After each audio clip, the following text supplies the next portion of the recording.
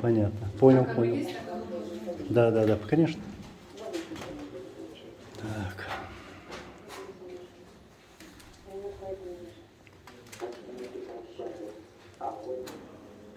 Так, можешь объяснить, что здесь?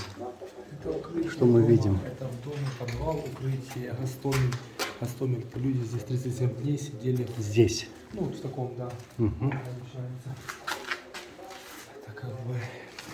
Вот здесь спали люди. Угу. Эти, получается, все, света, освещения не было. Вот аккумуляторы стоят, которые... Орки пришли, вот И людям принесли пришлось. Мир Ну, принесли, да. русский мир. Вот сразу да. на 200 лет назад люди Ничего себе. вернулись, нажили, Да, да, да. начали бензином свечи себе. Хороший мир. Знаешь что? У нас тоже, когда война шла, вот точно Точно вот такое. масло, И вот масло, видишь, да, керосинки, да. это делали. Вот аккумуляторы, видишь, все русский мир хороший. Настоящий. Вот эти, о чем еще мечтать могут люди? Тут тоже.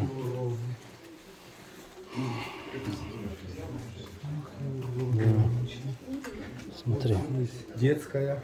пускай видят, пускай смотрят, что творят русские оккупанты, до чего довели эти фашисты, как они издеваются над мирным населением Украины. Да, ви трошки, але ви Так.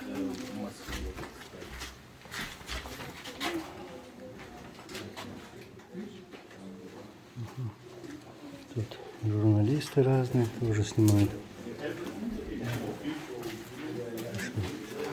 Куда? Это комната. Можно сказать, комнатчок. Да, вот так. Вот.